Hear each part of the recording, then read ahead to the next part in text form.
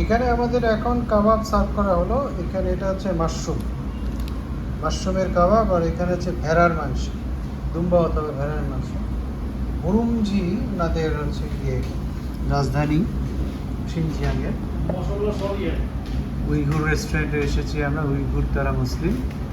কাবাবের প্রতি এখানে এই কাবাবে মশলা বলতে শুধুই দেওয়া হয় মরিচ আর একটু লবণ। তবে খেতে ভালো লাগে, আমি খেয়ে অভ্যস্ত হয়ে গেছি।